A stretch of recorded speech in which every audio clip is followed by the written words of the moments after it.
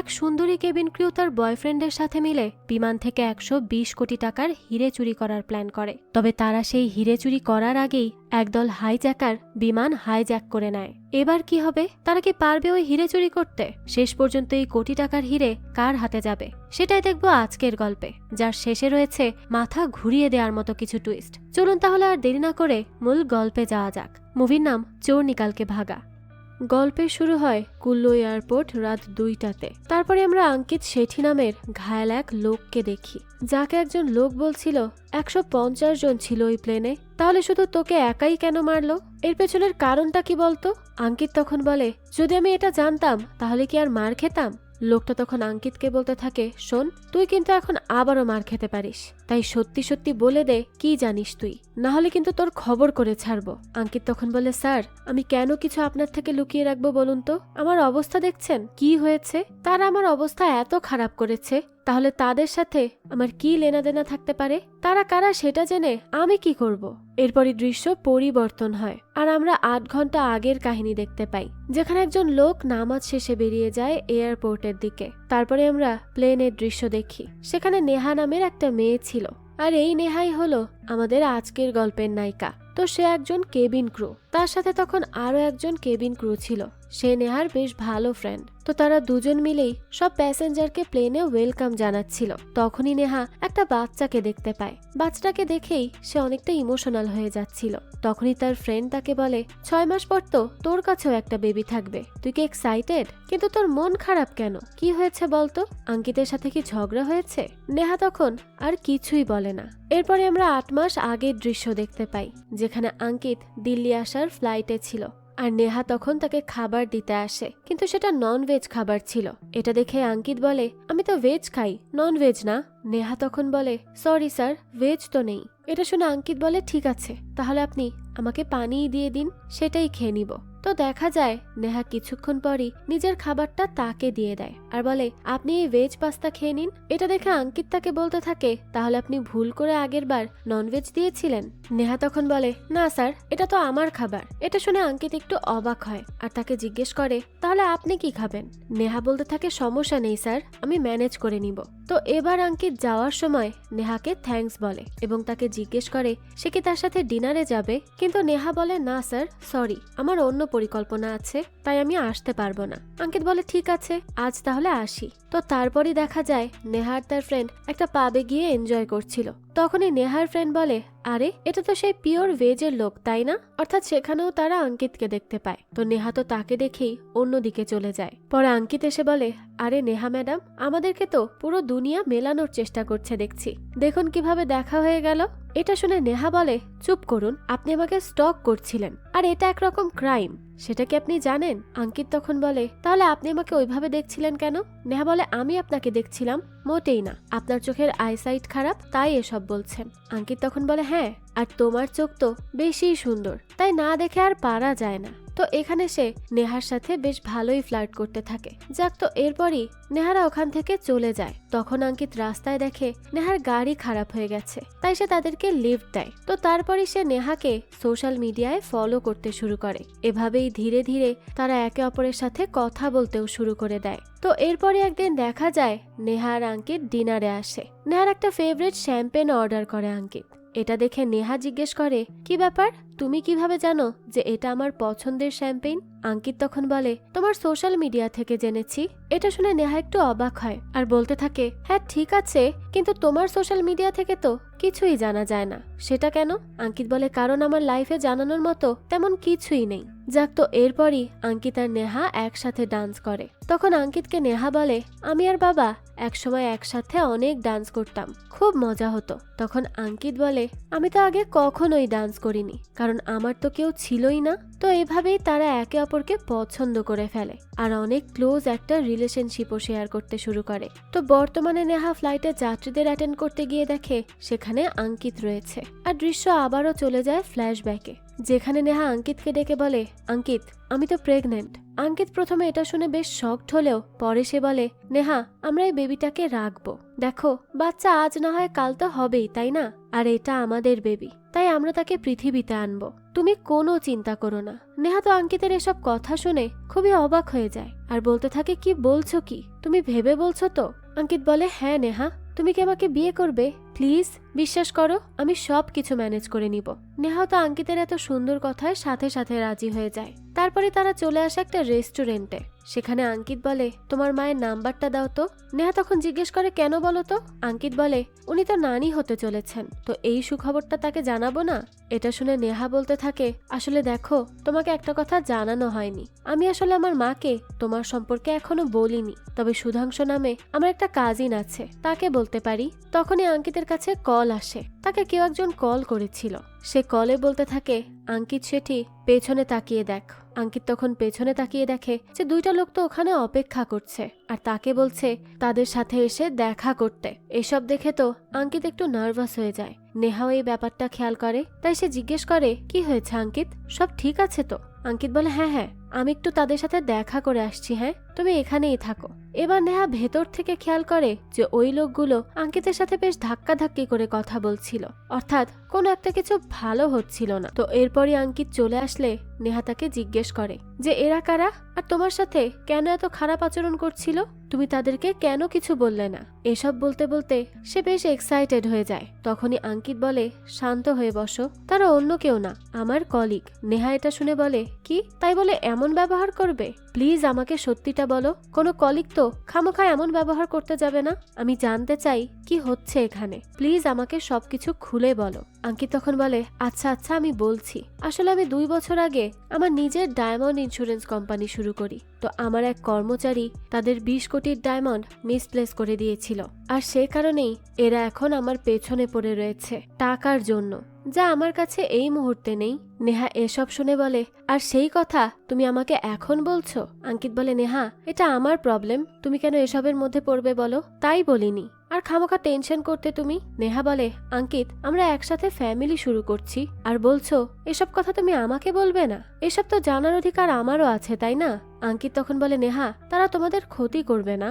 এটা শুনে নেহা বলে, তুমি কিভাবে এই কথা বলছো যে তারা কোনো ক্ষতি করবে না? একটু আগেই তো তোমার সাথে কেমন ব্যবহার করলো। আঙ্কিত বলে, দেখো আমি তাদের টাকা দিয়ে দিব, শুধু কিছু টাইম চাই আমার। নেহা তাকে বলে, তাহলে তাদেরকে বলে দাও যে তোমার সময় লাগবে, সমস্যা কি? আঙ্কিত বলে, হ্যাঁ বলবো, কিন্তু সবটা এত সহজ না। নেহা বলে, কি সহজ না? আঙ্কিত তখন বলে, আসলে তারা চাইছে আমি তাদের জন্য চুরি করি। নেহা এটা শুনে বলে, কি বললে? চুরি? আঙ্কিত বলে, হ্যাঁ, আমার কোম্পানি থেকে ডায়মন্ড চুরি করে দেওয়ার কথা বলছে ওরা, কিন্তু আমি তো সেটা করব না। নেহা তখন বলতে থাকে, তুমি বলেছিলে না আমার গলায় এটা কিসের দাগ? তো আমার বাবা আন্ডারওয়ার্ল্ডের টাকা হ্যান্ডেল করত।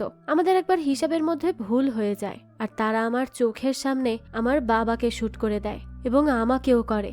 আমি খুব কষ্ট করে সেই জীবন থেকে বাইরে এসেছি, তাই আমি চাই না আমি যেই জীবন দেখেছি সেটা আমাদের বাচ্চাও দেখুক, তাই আমি তোমার সাথে থাকতে পারবো না। তো বর্তমানে আঙ্কিতকে একটা মেসেজ করে একজন, যেখানে লেখা ছিল ডায়মন্ড কেস ওপেন করার কোড এটা, আর এই কোড আঙ্কিত দূর থেকে নেহাকে দেখায়, অর্থাৎ আঙ্কিতের কাজে বর্তমানে নেহাও হেল্প করছে। কিন্তু সে তো এই সব কিছুর থেকে দূরে থাকতে চেয়েছিল, তাহলে সে কেন হেল্প করছে তা তো আমরা একটু পরেই জানতে পারবো। যাক, তো এরপরই দৃশ্য পরিবর্তন হয় আর আমরা দেখি আলবার্কাতে ইন্ডিয়ার হোম মিনিস্টার একটা হীরের কেস দেখে আর বলতে থাকে, হিরে তো আমার খুব পছন্দ এবং এই মোবাইল কেসের আইডিয়াটাও বেশ ভালো, তবে এটা ইন্ডিয়া কিভাবে পৌঁছাবে? তখন সেখানের একজন শেখ বলে, যখনই আপনার টাকা আমাদের মাধ্যমে আপডেট হবে তখনই আমরা আপনার ডেলিভারির প্রসেস শুরু করব। হোম মিনিস্টার বলতে থাকে, কিন্তু যদি টাকা দেওয়ার পরও সমস্যা আসে তখন? শেখ জানায়, কোনো প্রবলেম হবে না স্যার, কারণ আমরা এরকম কাজ রেগুলার করে থাকি। তখন মিনিস্টারের সাথে থাকা ভাগাত বলে, কিন্তু আমাদের স্যার যে সে কিন্তু রেগুলার কেউ না, কারণ তিনি একজন হোম মিনিস্টার, আর হোম মিনিস্টারের হীরের খবর বাইরে আসলে চলবে না। শেখ বলে, কোনো কথাই বাইরে আসবে না, আঙ্কিত সবকিছু ম্যানেজ করে নিবে। আপনার হীরে এই বক্সে একজন লোক ক্যারি করে নিবে আর তার আইডেন্টিটি হবে সিক্রেট। বক্স একটা কোডে খুলবে, যার অর্ধেক আমাদের কাছে থাকবে আর বাকি অর্ধেক আপনাদের কাছে। তাছাড়া এই মোবাইলের মাধ্যমে জিপিএস ট্র্যাকিংও হবে, তাই সবসময় এটার লোকেশন দেখা যাবে। তখন ভাগাত বলে, যদি কেউ সিম খুলে ফেলে দেয় তখন? শেখ বলে, সিমে হাত দিলেও আমার কাছে নোটিফিকেশন আসবে। ভাগাত এটা শুনে বলে, আর যদি কেউ পুরো বক্সই নিয়ে চলে যায় তখন কি হবে? তখনই সেখানে থাকা মহিলাটা বলতে থাকে, স্যার ডেলিভারি প্রসেসে যদি কোনো গন্ডগোল হয় তাহলে গ্যারান্টি আমাদের। ভাগাত এটা শুনে বলতে থাকে, হ্যাঁ এই গ্যারান্টিটাই দরকার ছিল। তো এরপরই সে বলতে থাকে, হোম মিনিস্টার স্যার এবার সব ঠিক আছে। তো তারপরে হোম মিনিস্টার সানিয়াল বলে, তো আমাদের তরফ থেকে ডায়মন্ড নিতে এয়ারপোর্টে যাবে ভাগাত, ঠিক আছে?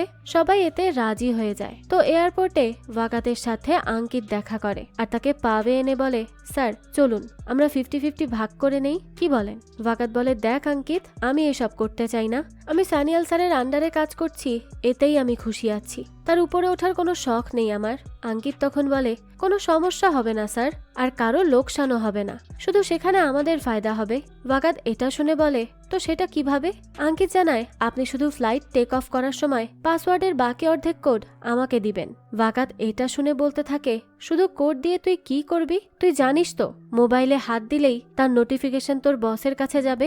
আঙ্কিত বলে, ফ্লাইটে তো নেটওয়ার্ক থাকবে না, তাই নোটিফিকেশন যাওয়ার চান্সও নেই। ভাগাত আরো জিজ্ঞেস করে, আর সেই কুরিয়ারের লোককে কিভাবে খুঁজবে? আঙ্কিত জানায়, সেটা আমার উপর ছেড়ে দিন, আমি ঠিক খুঁজে নিব। এবার ফ্লাইট টেক অফ করার সময় নেহা আঙ্কিতকে বলে, তোমার কুরিয়ারের লোকের খবর নেই, আমি তো চেক করেছি। আঙ্কিত এটা শুনে বলে, কি বলছো, ভালো করে দেখেছো? নেহা বলে, হ্যাঁ আমি দেখেছি।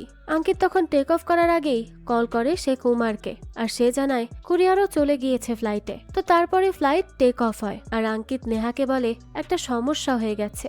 নেহা জিজ্ঞেস করে, কি হয়েছে? আঙ্কিত জানায়, উমার শেষ মুহূর্তে এসে কুরিয়ার চেঞ্জ করেছে। নেহা তখন জিজ্ঞেস করে, এখন তাহলে কি করব?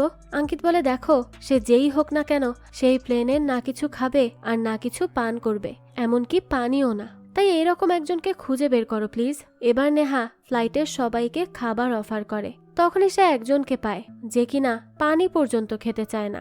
এটা দেখেই তো নেহা দ্রুত এসে আঙ্কিতকে জানায় যে আমি একজনকে পেয়েছি, সে তো পানিও খেতে চায়নি। আমি নিশ্চিত এটাই সেই কুরিয়ারের লোক যাকে আমরা খুঁজছি, কিন্তু তাকে বেহুশ কিভাবে করব? সে তো কিছুই খেতে চায়নি। আঙ্কিত তখন বলতে থাকে, তোমাকেই কিছু করতে হবে, কারণ আমি তার আশেপাশে গেলেও সে সন্দেহ করে ফেলবে। নেহা এটা শুনে বলে, কিন্তু কিভাবে করব?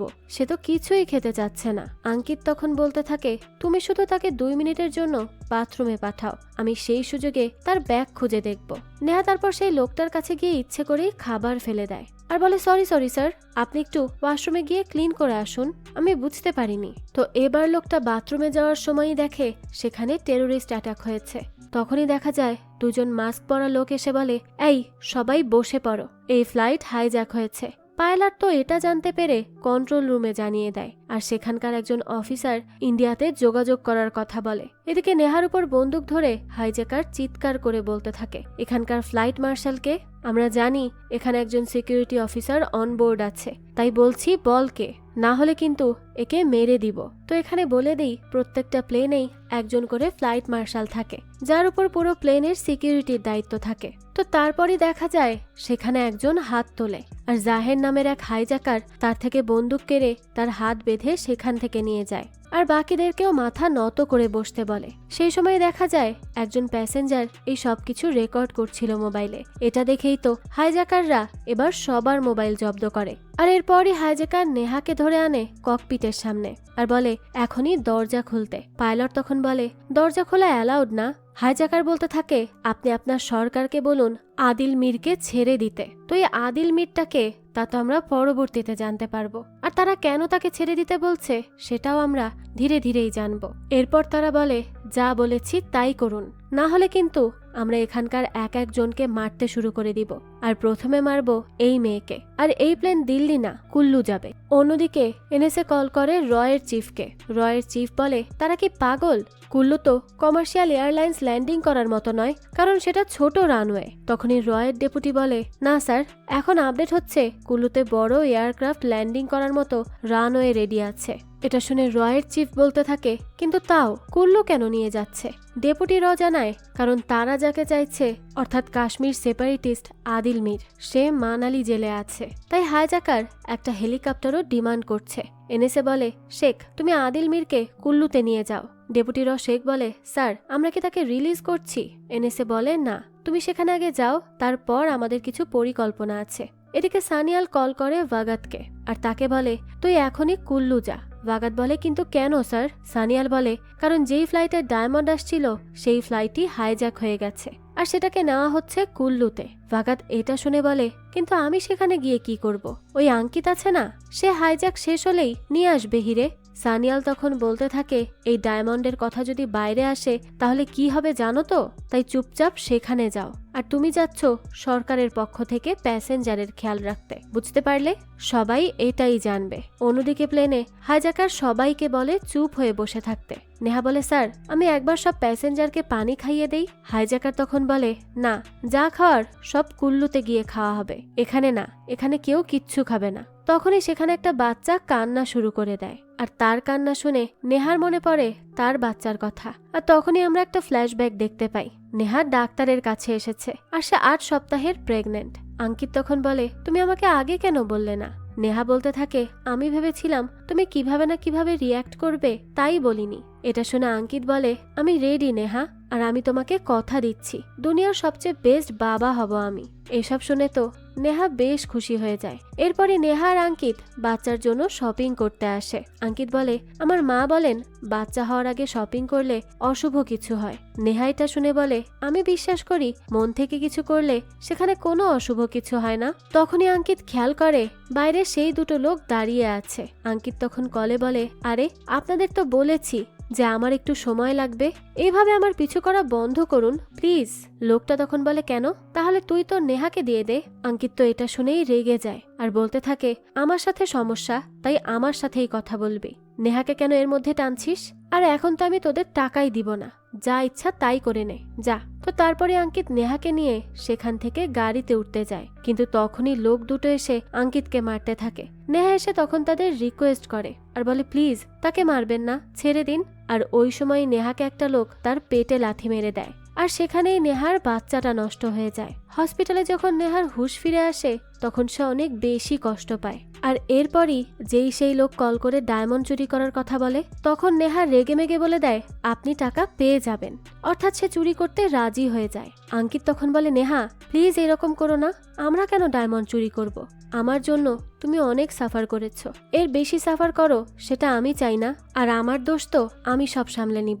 নেহা তখন বলে আঙ্কিত তারা আমাদের বাচ্চাকে মেরে ফেলেছে, আমি আমার বাচ্চা হারিয়ে ফেলেছি, এখন যদি তারা তোমারও কিছু করে দেয় তখন আমি কি নিয়ে বাঁচবো? আমি তোমাকে হারাতে পারবো না। তো এই কারণেই তারা সিদ্ধান্ত নিয়েছিল ডায়মন্ড চুরি করার। বর্তমানে নেহা হাইজ্যাকারকে বলে বাচ্চাটা কাঁদছে, হয়তো তার খিদে পেয়েছে। হাইজ্যাকার বলে না কিচ্ছু হয়নি, চুপ থাক তুই। নেহা তখন বলতে থাকে প্লিজ সে একটা বাচ্চা, বোঝার চেষ্টা করুন। তখনই আঙ্কিত বলে আমার নিঃশ্বাস নিতে কষ্ট হচ্ছে, আমার শ্বাসকষ্টের সমস্যা আছে, ইনহেলারটা আনতে হবে। হাইজ্যাকার তখন জিজ্ঞেস করে কোথায় সেটা? আঙ্কিত জানায় এটা আমার ব্যাগে আছে। এবার ব্যাগ খুঁজতে এসে আঙ্কিত কুরিয়ারের ব্যাগটা দেখতে পায়, সেখানে সে বক্সটাও পায়। তবে সে খুলতেই যাবে তখনই সেখানে চলে আসে হাইজ্যাকারের একজন আর বলতে থাকে কি হলো পেলি? আঙ্কিত বলে না স্যার এখানে নেই। হাইজ্যাকার তখন জিজ্ঞেস করে তাহলে এটা দেখলি কেন? আঙ্কিত বলতে থাকে আসলে ব্যাগটা ঠিক করে রাখছিলাম। হাইজ্যাকার তখন তাকে বলতে থাকে তো দেখি আমি কি আছে এখানে, এটা কিসের বক্স? আঙ্কিত জানায় মায়ের জন্য গিফট কিনেছিলাম। হাইজ্যাকার তখন বলতে থাকে তোর নিঃশ্বাস নেওয়া ঠিক হয়ে গেল কিভাবে? এই না একটু আগে শ্বাসকষ্টে ভুগছিলি। আঙ্কিত তখন আবারও অভিনয় করা শুরু করে, তাই হাইজ্যাকার এবার আঙ্কিতের নাকে একটা মেরে দেয় আর সেখান থেকে নিয়ে আসে, কারণ সে আঙ্কিতের অভিনয় ধরে ফেলেছে। নেহা তো আঙ্কিতের নাকে তখন ব্যান্ডেজ করে দিতে থাকে। সে সময় সে বলতে থাকে আঙ্কিত তুমি কি পাগল হয়ে গেছো? কি জন্য খুঁজতে গিয়েছো সেসব? যদি তারা তোমাকে খুন করে দিত তখন?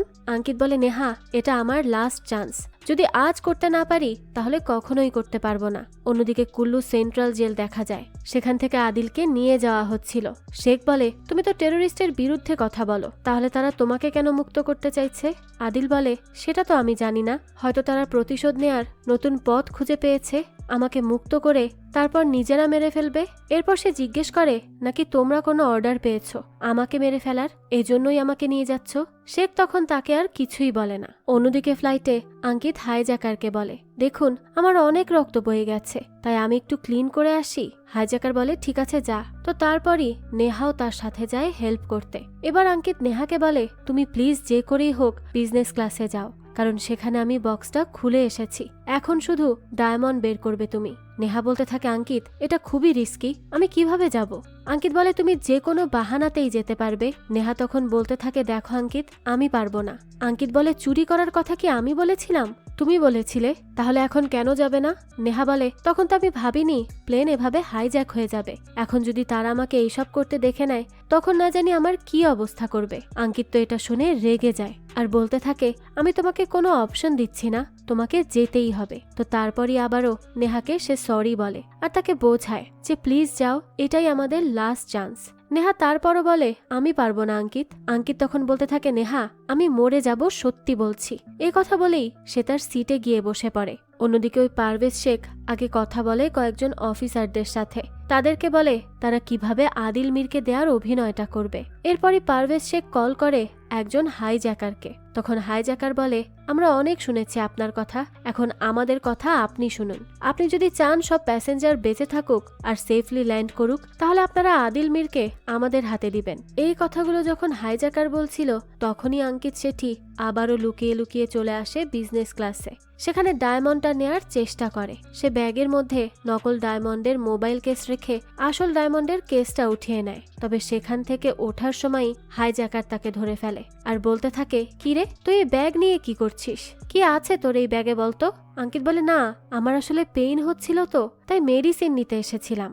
হাইজ্যাকার তো তার কথা বিশ্বাস করে না, তাই সে বলতে থাকে, ব্যাগ খুলে দেখা এতে কি আছে। তো তারপরই হাইজ্যাকার দেখে ব্যাগের মধ্যে রয়েছে ডায়মন্ড। হাইজ্যাকার তো এটা দেখেই তার পার্টনারকে ডাকে, কিন্তু আঙ্কিত হাইজ্যাকারকে ধরে এখানে মারামারি শুরু করে দেয় আর এক পর্যায়ে তো হাইজ্যাকারের গায়ে গুলি লেগে যায়। তারপরে সেখানে বাকি দুইজন হাইজ্যাকার চলে আসে আর এসেই আঙ্কিতকে মারতে মারতে নিয়ে যায় বাথরুমে। এই সুযোগে ফ্লাইট মার্শাল চলে আসে আর দুইজন হাইজ্যাকারকেই শুট করে মেরে ফেলে এবং কন্ট্রোল রুমে জানায় হাইজ্যাক ইজ ওভার। সবাই তো খুব খুশি হয়, তবে ফ্লাইট মার্শাল গিয়ে দেখে বাথরুমে আঙ্কিতকে বোম দিয়ে বেঁধে রাখা হয়েছে। এবার এটা জানার পর তো আরো বেশি আতঙ্ক ছড়িয়ে পড়ে। ওইদিকে ফ্লাইট আবার ল্যান্ড করছে কুল্লুতে। তো তারপর সব প্যাসেঞ্জারকে বাইরে বের করা হয় আর পারভেজ শেখ বম স্কোয়াডকে ডাকে। তারা গিয়ে যখন বোমটা দেখে তখনই বুঝতে পারে এটা তো ফেক, শুধুমাত্র আতঙ্ক ছড়ানোর জন্যই এই কাজ করা হয়েছে। তো এরপরই আঙ্কিত তার আসল ডায়মন্ডের মোবাইল কেস নিয়ে প্লেন থেকে নেমে যায়। নেহা তখন জিজ্ঞেস করে, কি হয়েছিল? আঙ্কিত বলে, আরে বোম লাগিয়ে দিয়েছিল ওরা, তবে আমি ঠিক আছি। সেই সময় ওয়াগাত কল করে তাকে আর জিজ্ঞেস করে, আরে কোথায় তুমি? সব প্যাসেঞ্জার এসে পড়েছে কিন্তু তোমার কোনো খবর নেই। আঙ্কিত বলতে থাকে, আমি আসছি, একটু অপেক্ষা করুন। তো তারপরে আঙ্কিত নেহাকে বলে, তুমি এখানে থাকো, আমি ওয়াগাতের সাথে ডিলটা শেষ করেই চলে আসছি। এরপরই আঙ্কিত ওয়াগাতের সাথে এয়ারপোর্টে দেখা করে আর ওই ডায়মন্ড তার হাতে দিয়ে দেয়। ওদিকে অফিসাররা প্লেন চেক করছিল, তখনই তারা দেখে সেখানে তো কোনো হাইজ্যাকারের বডিই নেই। অফিসাররা তখন পারভেজকে কল করে আর বলে, স্যার আমরা সারা প্লেন খুঁজে দেখেছি কিন্তু কোথাও তো কোনো বডি নেই। পারভেজ তখন অবাক হয়ে বলে, কোনো বডি নেই মানে? এটা কিভাবে সম্ভব? আমাকে তো বলা হয়েছে হাইজ্যাকারদের শুট করা হয়েছে, তাহলে বডি কিভাবে গায়েব হতে পারে? তো পারভেজ এরপর সব প্যাসেঞ্জারদেরকে জিজ্ঞেস করে ফ্লাইট মার্শালকে। তখনই একজন বলে, ভানু যাদব। পারভেজ তখন চিৎকার করে ডাকে, ভানু যাদবকে এখানে। তখনই দেখা যায় সেখানে একজনকে পাওয়া যায় আর সেই ছিল আসল ফ্লাইট মার্শাল। আর আমরা এতক্ষণ যাকে ফ্লাইট মার্শাল হিসেবে দেখেছি সে তো ফ্লাইট মার্শাল ছিলই না, তাহলে সে কে? তো তার পরিচয় তো আমরা পরবর্তীতেই জানতে পারবো। যাক, তো এরপরই পারভেজ আসল ফ্লাইট মার্শাল ভানুকে জিজ্ঞেস করে যে আপনি যে টেরোরিস্টদেরকে মেরেছিলেন তারা কোথায়? ভানু তখন বলে, না স্যার আমি তো কাউকে মারিনি। পারভেজ তো তার কথা শুনে অবাক হয়ে যায় আর বলতে থাকে, কি আজে বাজে কথা বলছো? ভানু বলে, হ্যাঁ স্যার আমি কাউকেই মারিনি, কারণ আমি তো বেহুশ ছিলাম। এটা শুনে পারভেজ বলে, তাহলে আপনি না মারলে কে মেরেছে? ভানু বলতে থাকে, আমি জানি না স্যার, আমি তখন নিজের সেন্সেই ছিলাম না, আমার কি যেন হয়েছিল। তো তারপরই পারভেজ পুলিশ অফিসারদের বলে যে এখনই খোঁজো তাকে, কে ছিল সেখানে। অফিসার তো সব প্যাসেঞ্জারকে বলে, হাইজ্যাকারদের কে মেরেছে? কি হলো বলুন, হাইজ্যাকারদের কে মেরেছে? আপনাদের সামনেই তো তাদের মারা হয়েছিল, তাহলে বলুন কে সে? কেউ তো নিশ্চয়ই দেখেছিলেন তাই না? তাহলে প্লিজ আমাদেরকে বলুন কে ছিল। পারভেজের পর খবর করে জানতে পারে নকল ফ্লাইট মার্শাল অফিসারদের পোশাক পরে চলে গিয়েছে আর যে হাইজ্যাকারদের মেরে ফেলার কথা বলা হয় আসলে তাদের মারাই হয়নি, বরং তারা এখানেই লুকিয়ে আছে। যেহেতু তাদের মুখে কাপড় ছিল তাই এখন এদের চেনাটা প্রায় অসম্ভব। পারভেজ বলতে থাকে, তার মানে আসলে প্লেন হাইজ্যাকই হয়নি, এখানে কাহিনী অন্য কিছু। এরপরই অফিসার সব প্যাসেঞ্জারকে বলে, আপনাদের আরো কিছু সময় এখানে থাকতে হবে, আমরা জানতে চাই ফ্লাইটে আসলে কি হয়েছিল। অন্যদিকে দেখা যায় ভাগাত ওই হিরেগুলো চেক করায়, কিন্তু তাকে লোকটা বলে এগুলো তো নকল হিরে। ভাগাত তো তখন আঙ্কিতকে বলে, কিরে কি বলছে, এগুলো নাকি নকল? আঙ্কিত বলে, কোথায়, না তো স্যার, আমি নিজে বদলেছি, এটা নকল হওয়ার কথাই না। লোকটা বলে, স্যার আমি 20 বছর ধরে একই কাজ করছি, তাই আমি জানি এটা নকল। ভাগাত তখন আঙ্কিতকে ধরে বলে, আমি জানতাম তুমি এরকম কিছুই করবে, তাই আমি আমার সাথে ডায়মন্ড এক্সপার্ট নিয়ে এসেছি।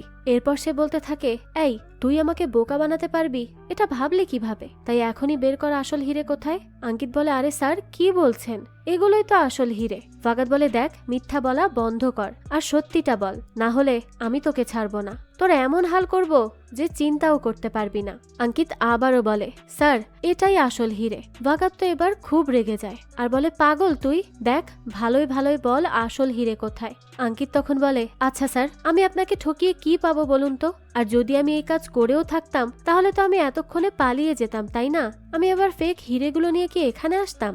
ভাগাত এরপর আর কিচ্ছু বলে না, তাকে সেখান থেকে চলে যেতে বলে।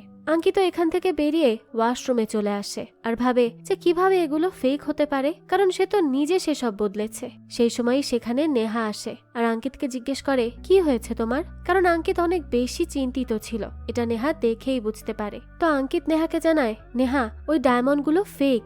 নেহা এটা শুনে বলে, কি বলছো, কিন্তু কিভাবে হলো এসব? আঙ্কিত বলতে থাকে, জানি না নেহা, কিন্তু সেগুলো ফেক। আমি তো এবার শেষ হয়ে যাব, মরে যাব আমি। এসব শুনে নেহা তাকে বলতে থাকে, প্লিজ আঙ্কিত এভাবে বলো না, কিচ্ছু হবে না, আমরা নতুন করে সব শুরু করব, আমরা আবারও ভাববো কিছু করা যায় নাকি, একটা ফ্রেশ স্টার্ট করব। তখনই আঙ্কিত নেহার গলা চেপে ধরে আর বলে, কি শুরু করব? হ্যাঁ, আমি আবার নতুন পরিকল্পনা করব, নাকি আবারও তোকে পটানোর চেষ্টা করব? কি করব বল? আমি এই জায়গাটায় আসতে কত কিছু করেছি জানিস? আমাদের মধ্যে কিছুই ছিল না নেহা, আমি তোকে শুধু ইউজ করেছি হিরে চুরি করার জন্য, না হলে তোর মতো মেয়েকে কেউ তাকিয়েও দেখবে না। এই কথা বলেই আঙ্কিত চলে যায় আর তখন দেখা যায় নেহার মুখে অদ্ভুত এক বাঁকা হাসি। আর এই সময় আমাদেরকে ফ্ল্যাশব্যাকের দৃশ্য দেখানো হয়, যখন নেহা হসপিটালে ছিল তখনকার দৃশ্য। আঙ্কিত নেহার সাথে কথা বলে বাইরে যায়। ওই সময় নেহা তার মোবাইল হাতে নিয়ে একটা রেকর্ড শোনে, যেখানে আঙ্কিত বলছিল, তোকে বলেছি না মেয়েকে হিট করবি না, সে প্রেগনেন্ট। আসলে ওই লোকগুলোর সাথে যখন মারামারি হচ্ছিল তখনই নেহার হাত থেকে মোবাইলটা পড়ে যায়। সেই সময় এটা নেহার কাজিন সুধাংশু তার কলে শুনতে পায় এবং সেই রেকর্ড সে নেহাকে পাঠায়। আর এই রেকর্ডিংটা শুনেই নেহা বেরিয়ে পড়ে আঙ্কিতকে ফলো করতে। আর সে একটা জায়গায় গিয়ে দেখে আঙ্কিত তো ওই ছেলেগুলোকে গিয়ে ধরেছে। তখন ছেলেগুলো বলে, স্যার আমাকে আপনার উচিত থ্যাঙ্কস বলা, কারণ আপনার বাচ্চাকে আমি আউট করেছি, আর ডায়মন্ড চুরি করার জন্য ওই মেয়ে এখন রাজিও হয়ে গেছে। আঙ্কিত দেখা যায় তখন ওই ছেলেগুলোর সাথে হেসে হেসে কথা বলে। নেহা তো এই সবটা দেখে আর সাথে সাথেই আঙ্কিতকে কল করে। তখন আঙ্কিত বলে, আমি একটু ডাক্তারের সাথে কথা বলতে এসেছি, তুমি টেনশন করো না। নেহা তো খুব ভালোভাবেই বুঝতে পারে আঙ্কিত তাকে এতদিন ধরে ঠকিয়েছে। তারপরই নেহা এটাও দেখে যে আঙ্কিত আর একটা মেয়ের সাথে রিলেশনশিপে আছে। আর এই দৃশ্য দেখার পর তো নেহা অনেক বেশি ভেঙে পড়ে, কারণ সে তো আঙ্কিতকে সত্যি সত্যি ভালোবেসেছিল। আঙ্কিত তার সাথে এমন করবে তা তো সে বুঝতে পারেনি। এবার তো তার মাথায় চেপে বসে প্রতিশোধের আগুন। তাই সে এবার কল করে সুধাংশুকে, যে আগে একটা সময় আন্ডারওয়ার্ল্ডের হয়ে কাজ করত। সুধাংশু বলে, কি ব্যাপার সিস্টার, আজ এত বছর পর মনে পড়লো? নেহা তখন জিজ্ঞেস করে, তুমি কি ওই কাজেই আছো নাকি এখন অফ? সুধাংশু বলে, সেটা তো ডিপেন্ড করছে, কাজ কি বলতো? নেহা বলে, কারো থেকে বদলা নিতে হবে। সুধাংশু এটা শুনে বলে, সেটা তো তোমার কল দেখেই আমি বুঝেছি, কিন্তু তুমি জানো তো আমি ফ্রিতে কিছু করি না, আমার লাভ কি হবে কাজ করলে? নেহা বলে, 120 কোটির ডায়মন্ড, সেটা পাবে তুমি। তো তারপরে সুধাংশু আর নেহা দেখা করে। সুধাংশু বলে, আচ্ছা আমি বুঝতে পারছি ডায়মন্ডের ব্যাপারটা এবং ওই ছেলের থেকে বদলা নেওয়ার ব্যাপারটাও, কিন্তু এটা বুঝতে পারছি না প্লেনেই কেন এসব করতে হবে। নেহা বলে, কারণ ডায়মন্ড জিপিএস এর সাথে কানেক্ট করা থাকবে, তাই আমাদেরকে তখনই কাজ করতে হবে যখন তারা ট্র্যাকিং করতে পারবে না। সুধাংশু বলে, তাহলে তুমি তাকে প্লেনে বেহুশ করে দিও আর আমি ডায়মন্ড বদলে দিব, তারপর তুমি সেটা নিয়ে চলে যেও। নেহা বলে, আমার টার্গেট শুধুমাত্র ডায়মন্ড নেওয়া নয়, বরং তার চিৎকার শোনা। আমি তাকে ব্যথায় চিৎকার করতে দেখতে চাই, আমি তাকে এইভাবে বরবাদ করতে চাই যেন সে আমাকে আজীবন মনে রাখে। সুধাংশু এসব শুনে বলে, তো কি করতে চাও তুমি? নেহা জানায়, প্লেন হাইজ্যাক। এটা শুনেই তো সুধাংশু অবাক হয়ে যায় আর বলে, কি তুমি জানো কি বলছো? মাথা খারাপ হয়ে গেছে নাকি তোমার? চুরি করতে যদি ধরা পড়ি তাহলে 3 বছরের সাজা হবে, কিন্তু যদি হাইজ্যাক করতে গিয়ে ধরা পড়ি তবে তো ফাঁসি হয়ে যাবে। এত বড় রিস্ক নেওয়া যাবে না। নেহা বলে, করবে কিনা সেটা বলো, না হলে এরকম 120 কোটির জন্য অনেক লোক পেয়ে যাব আমি। সুধাংশু তখন বলে, সে কি এমন করেছে যে এইসব করতে হবে? নেহা বলে, সে মার্ডার করেছে, তাই আমি আমার বদলা চাই।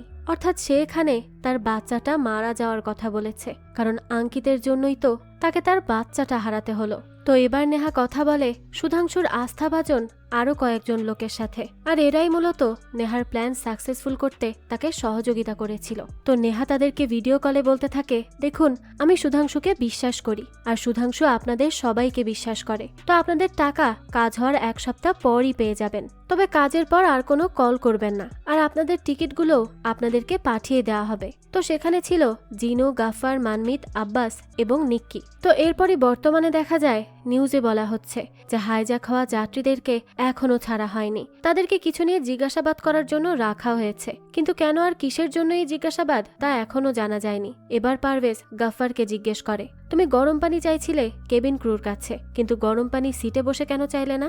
গাফফার তখন বলে, আমার কনস্টিপেশনের সমস্যা আছে, সেই জন্যই আমি গরম পানি চেয়েছিলাম, সেটাকে আমি সিটে বসে চাইতে পারতাম বলুন, তাহলে বাকি প্যাসেঞ্জাররা কি বলতো? তো এখানে আরো কিছু কথা বলে গাফফারকে ছেড়ে দেওয়া হয়। এবার ভানু বলে, আমাকে একজন কেবিন ক্রু ফ্রুট জুস দিয়েছিল, আমি তো সেটা খেয়েই বেহুশ হয়ে যাই। পারভেজ তখন সেই কেবিন ক্রুকে জিজ্ঞেস করে, এসবের মানে কি? কেবিন ক্রু বলে, আসলে নেহা বিজি ছিল তাই আমি সেই জুসটা দিই, কিন্তু স্যার আমাকে যা বলা হয়েছিল আমি সেটাই দিয়েছি। পারভেজ তখন বলে, তো আপনি বলতে চাচ্ছেন একজন ফ্রুট জুস খেয়ে 4 ঘন্টা বেহুশ ছিল? কেবিন ক্রু বলে, সেটা তো আমি জানি না স্যার, হয়তো সে টায়ার্ড ছিল। পারভেজ তো এসব শুনে রেগে যায় আর বলে, আমি ঠিকই বের করব প্লেনে আসলে কি চলছিল। এবার পারভেজ যতজনকে ডাকে ততজনই এসে বলছিল প্লেনে একটা ছেলে ছিল যে বারবার বিজনেস ক্লাসের দিকে যাচ্ছিল। একবার তো হাইজ্যাকার এসে বলল সে নাটক করেছে বিজনেস ক্লাসে যাওয়ার জন্য।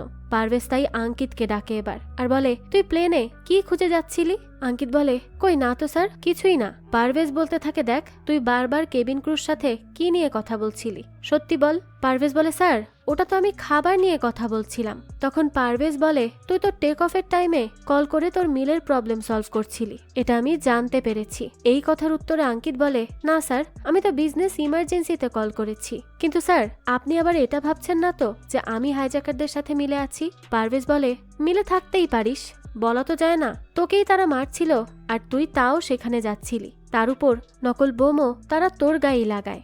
আঙ্কিত বলতে থাকে, আমি কিভাবে জানবো স্যার এরা এসব কেন করেছে? এটা তো তাদেরকে জিজ্ঞেস করা উচিত। এরপরই সেখানে আরো কয়েকজনকে জিজ্ঞেস করা হয়। তারা বলে, হাইজ্যাকারদের দেখলে তারা চিনতে পারবে না, কারণ তারা সবাই মুখে কালো মাস্ক পরেছিল। পারভেজ পরে জিনুকে ডাকে আর বলে, তুমি কি দিল্লির? জিনু বলে, না স্যার আমি কোচির। পারভেজ তখন বলে, তো দিল্লিতে কি কাজের সূত্রে যাচ্ছিলে? জিনু বলে, না স্যার আলবারকাত থেকে কোচির ফ্লাইট অ্যাভেলেবেল ছিল না, তাই দিল্লিতে যাচ্ছিলাম। তো এভাবেই সেখানে তাদের লোকগুলো বেঁচে যায়। অন্যদিকে সানিয়াল কল করে ওয়াগাতকে আর বলে, হিরে পেয়েছিস? ওয়াগাত বলে, হ্যাঁ, কিন্তু সেগুলো নকল স্যার। সানিয়াল এটা শুনে বলে, তুই কিভাবে জানিস? ওয়াগাত বলতে থাকে, আমি সাথে একজন ডায়মন্ড এক্সপার্টকে এনেছিলাম, সেই এই ব্যাপারটা কনফার্ম করেছে, আর সেই উমারের কুরিয়ারের লোক। তার ব্যাগের সাথে নাকি কিছু উল্টোপাল্টা করা হয়েছে। তারপরই সানিয়ালকে থেকে কল করে রঞ্জিত আর বলে, স্যার একটা নতুন প্রেস কনফারেন্স করতে হবে। সানিয়াল জিজ্ঞেস করে, কেন? রঞ্জিত বলে, সেই হাইজ্যাকিং নকল ছিল এবং সেই বোমটাও ফেক ছিল, তার উপর ওই হাইজ্যাকার্সগুলো মারাও যায়নি, আর সেই এয়ার মার্শালও নকল ছিল, সে তো পালিয়ে গেছে। সানিয়াল বলে, কিন্তু আমি তো স্টেটমেন্ট দিয়ে দিয়েছি রঞ্জিত। রঞ্জিত বলে, আমি বুঝতে পারছি স্যার, কিন্তু আমাদেরকে এই স্টেটমেন্ট চেঞ্জ করতেই হবে। সানিয়াল তখন বলতে থাকে, তুমি কি পাগল হয়ে গেছো? এটা কিভাবে সম্ভব? আমার স্টেটমেন্ট সমস্ত নিউজ চ্যানেলে টেলিকাস্ট করা হচ্ছে, তাই আমি কিছু বললে তো সরকারকে নিয়ে সবাই মজা করবে। রঞ্জিত বলে, তাহলে এখন আমাদের কি করা উচিত? সানিয়াল জানায়, আমার পরবর্তী অর্ডারের আগ পর্যন্ত নিজের মুখটা অন্তত বন্ধ রাখো। এরপরই সানিয়াল ওয়াগাতকে কল করে আর বলে, এটা কোনো প্লেন হাইজ্যাকই ছিল না, বরং এটা ডায়মন্ড চুরি করার একটা প্ল্যান ছিল। ওয়াগাত এটা শুনে বলে, মানে কি বলতে চাইছেন স্যার? সানিয়াল বলে, মানে হলো কেউ ইচ্ছে করে ফেক হাইজ্যাকিং করায়, যাতে করে এটার আড়ালে আমাদের হিরে গায়েব করা যায়। ওয়াগাত তখন বলে, তার মানে আমাদের হিরে শেষ? কিন্তু স্যার আপনি উমার বিনের সাথে কথা বলুন, তারা তো বলেছে তারা গ্যারান্টি নিবে, তাই আমাদের কোনো লস হবে না। সানিয়াল বলতে থাকে, তুই এই মুহূর্তে সেখান থেকে চলে আয়, আর এই ডায়মন্ড চুরির বিষয়টি কিন্তু সামনে আসলে চলবে না। আসলে এই হোম মিনিস্টার হীরের স্মাগলিং এর সাথে জড়িত ছিল, তাই সে চাইছিল না এই খবর প্রকাশ হোক, তাহলে তো সে নিজেই ফেসে যাবে। তো এরপরই দেখা যায় পারভেজ সেখানে আর একজনকে জিজ্ঞাসাবাদ করে, আর সেও সেখানে হাইজ্যাকার সেজেছিল। তাকে তো পারভেজ এবার ভালো মতো ধরে, আর সে এবার বলতে থাকে যে নেহা তাকে দেখেছে সিটে বসে থাকতে। তো সবার কাছ থেকে নেহার নামটা শুনে শুনে পারভেজ তো এবার নেহাকে ডাকে। নেহা সেখানে যাওয়ার আগেই সানিয়ালকে কিছু একটার মেসেজ পাঠিয়ে দেয়। তো এরপরই পারভেজ নেহাকে বলে, আচ্ছা ড্রিঙ্কস মানে ফ্রুট জুস, সেটা তো তুমি বানিয়ে দিয়েছিলে, যা খেয়ে আসল ফ্লাইট মার্শাল বেহুশ হয়ে যায়, তো কি করে হলো বেহুশ? নেহা বলে, স্যার আমি তো কিছু জানি না, কিভাবে কি হলো? তখন পারভেজ বলে, কিন্তু মিস নেহা, আমার মনে হচ্ছে সেই নকল ফ্লাইট মার্শালকে নিয়ে আপনি এই সব কিছু প্ল্যানিং করেছেন। নেহা এটা শুনে একটু অবাক হওয়ার অভিনয় করে বলে, প্ল্যানিং? কি বলছেন স্যার? এরকম কিছুই না, সত্যি বলছি আমি এত বড় হাইজ্যাকিং দেখেছি যে এখনো সেই শকের মধ্যেই আছি, কিন্তু আপনি আমাকে এসব কি বলছেন? তখনই সেখানে কল আসে সানিয়ালের। সানিয়াল বলে, পারভেজ এসব কি মজা চলছে? যখন হাইজ্যাকিং শেষ তখন প্যাসেঞ্জারদেরকে ধরে রেখেছ কেন? তাদের এখনই যেতে দাও। পারভেজ তখন বলে, স্যার হাইজ্যাকার এদের মধ্যেই লুকিয়ে আছে, আমি তাদের যেতে দিতে পারি না। সানিয়াল তখন বলে, কিসের হাইজ্যাকিং? কি হয়েছে? আমি নিজেকে পাবলিকের সামনে হাসির পাত্র হতে দিব না, এদের যেতে দাও এখনই। পারভেজ তখন বলে, ওকে স্যার। নেহা তখন জিজ্ঞেস করে, কি হয়েছে স্যার? পারভেজ জানায়, কি আর হবে, আপনার প্ল্যানিং ওয়ার্ক করে গেছে, প্লিজ এখন আপনি আসতে পারেন। এবার নেহা বাইরে আসতেই তাকে আঙ্কিত ধরে আনে। নেহা বলে, তুমি আমার সাথে কথাই বলো না, আমার মাথায় এখনো পেইন হচ্ছে। আঙ্কিত তখন নেহার চালাকি বুঝে যায় আর বলে, দেখ তোর নাটক বন্ধ কর আর বল ডায়মন্ড কোথায়? নেহা বলে, কি বললে? ডায়মন্ড? কিসের ডায়মন্ড? আঙ্কিত তখন বলে, আমি জানি তুমি এই ডায়মন্ড চুরি করেছো, তাই সত্যি সত্যি বলো সেটা কোথায়। তো এই সব কথা বলার মাঝেই তাকে পুলিশ এসে ধরে নিয়ে যায়। তখন নেহা বলে, স্যার স্যার তাকে কোথায় নিয়ে যাচ্ছেন? কিন্তু মনে মনে তো সে বেশ খুশি হয়। এবার নেহা সহ সবাইকে ছেড়ে দেওয়া হয়। আমরা তখন নেহার ফ্ল্যাশব্যাকে দেখতে পাই সে বলতে থাকে, আব্বাস, জিনু আর নিক্কি হবে হাইজ্যাকার, আর প্লেন টেক অফ হওয়ার আগ পর্যন্ত কেউ বুঝলে চলবে না যে তোমরা কোন সিটে কার সাথে ছিলে, আর আমি আসল প্লেন মার্শালকে বেহুশ করে দিব। আমরা প্লেনে আসল গান নিয়ে যেতে পারবো না, তাই গাফফার ভাই আমাদের জন্য সেখানে গান তৈরি করবেন। তো গাফফার এজন্যই আসলে গরম পানি চেয়েছিল, যাতে করে সে একটা মোল্ডের মধ্যে করে নকল গান বানাতে পারে। যাক, তো নেহায়ের পর বলতে থাকে, প্লেনের কোনো প্যাসেঞ্জারকে হার্ট করা যাবে না, শুধু একজনকে করবে ভয় দেখানোর জন্য, আর সুধাংশু নকল বুলেট ইউজ করবে, আর এই তামাশার মধ্যেই আসল হিরে বদলে দিতে হবে। তো তারপর নিক্কি জিজ্ঞেস করে, কিন্তু প্লেন কুল্লু কেন নিতে হবে? নেহা বলে, কুল্লু একটা ছোট্ট এয়ারপোর্ট, তাই এত প্যাসেঞ্জার সেখানে সামলাতে পারবে না, যার ফলে সুধাংশু সহজেই বাইরে যেতে পারবে। এরপরই ফেক বোম ইউজ করা হবে, যাতে করে আমরা সময় পাই হাইজ্যাকারদের প্যাসেঞ্জার বানিয়ে বের করার জন্য। তারপরই তারা জিজ্ঞেস করে, কিন্তু এইসব করার কি দরকার? নেহা বলে, একটা শয়তানকে শাস্তি দিতে হবে, তার চেহারার নকশা এইভাবে বদলাবে যেন সে নিজেকে আয়নায় দেখতে না পারে। অন্যদিকে বর্তমানে দেখা যায় সানিয়াল আঙ্কিত এবং ভাগাতকে ধরে বেঁধে রাখে। আঙ্কিতকে মেরে মেরে তো তার অবস্থাই খারাপ করে দেয়, কারণ সানিয়ালকে আসলে নেহাই সেই পাসকোডের ছবি পাঠায় যা এসেছিল আঙ্কিতের মোবাইলে। আসলে ভাগাত আর আঙ্কিত মিলে তো সেই হিরে ভাগাভাগি করে নিতে চেয়েছিল, তাই তারা কোডও এক্সচেঞ্জ করে। সেটারই স্ক্রিনশট নেহা সুযোগ বুঝে সানিয়ালকে পাঠিয়ে দেয়, আর এই জন্যই হোম মিনিস্টার সানিয়াল নেহাকে পারভেজের হাত থেকে বাঁচায়। এটা দেখেই তো আঙ্কিত হাসতে থাকে, কারণ সে এবার ভালোভাবেই বুঝে যায় যে নেহা প্রতিশোধ নিয়েছে তার উপর। তো এর বেশ কিছুদিন পর হসপিটালে নেহা আঙ্কিতকে দেখতে আসে আর বলে, তোকে এভাবে দেখে বেশ ভালো লাগছে, তুই আমাকে পটিয়েছিলি হিরে চুরি করবি বলে, না হলে তো তুই আমার মতো মেয়ের দিকে তাকাতিও না, তাই না? কিন্তু এখন তোর দিকে কে তাকাবে? তুই আমার সাথে খেলতে গেলি, কিন্তু আসলে তো আমি তোর সাথে খেলে দিয়েছি। আমি চাইনি এই কাজে ফিরতে, কিন্তু তুই এমন কাজ করলি যে আমাকে ফিরতেই হলো। আসলে নেহাদের পুরো ফ্যামিলিটাই আন্ডারওয়ার্ল্ডের সাথে জড়িত ছিল, তারা এরকম ধরনের অনেক কাজ করে বেড়াতো, কিন্তু নেহা এর থেকে ব্যতিক্রম ছিল। সে চাইতো একটা সাধারণ লাইফ, তবে এই আঙ্কিতের জন্যই তাকে এই ধরনের কাজ করতে হয়েছে। যাক, তো আঙ্কিত বলতে থাকে, বাহ নেহা, তোমার প্রতিশোধের তো কোনো তুলনা হয় না, আবার দেখা করবে নাকি? তো এবার দেখা যায় নেহা তো ফ্লাইটে করে ইন্ডিয়া থেকেই চলে যায় নতুন এক জীবন শুরু করার উদ্দেশ্যে। আর কিছুদিন পরই নেহাকে কল করে আঙ্কিত আর বলে, কি নিজের বয়ফ্রেন্ডকে ভুলে গেলে নাকি? এই কথা বলেই অঙ্কিত পাগলের মতো হাসতে থাকে, কিন্তু সে এখন যতই চেষ্টা করুক নেহার আর নাগাল পাবে না। তো এরই সাথে এই গল্পটাও এখানেই শেষ হয়ে যায়। এই তো ছিল নেহার প্রতিশোধের গল্প। তো এই গল্পটা আপনাদের কাছে কেমন লেগেছে সেটা অবশ্যই আমাদেরকে কমেন্ট করে জানাবেন। যদি এতটুকুও ভালো লেগে থাকে তাহলে একটি লাইক দিয়ে যাবেন। আর হ্যাঁ, আমাদের এই চ্যানেলে কিন্তু প্রতিনিয়তই নতুন নতুন ভিডিও আপলোড করা হয়। সেই সব ভিডিওর আপডেট পেতে আমাদের চ্যানেলটিকে সাবস্ক্রাইব করে বেল আইকনে অল দিয়ে রাখতে কিন্তু ভুলবেন না। আর একটা কথা, আপনার আমার মতো মুভি লাভারদের জন্য আমরা নিয়ে এসেছি সুলভ মূল্যে নেটফ্লিক্সের সাবস্ক্রিপশন, যেটি পেয়ে যাবেন আমাদের ফেসবুক পেজ এইচবি শপে। পেজের লিংক ডিসক্রিপশন বক্সে দেওয়া আছে। আজকে তাহলে এই পর্যন্তই। আবারও হাজির হব নতুন কোনো ভিডিও নিয়ে। সেই পর্যন্ত সবাই ভালো থাকবেন আর আমাদের চ্যানেলের সাথেই থাকবেন। ধন্যবাদ।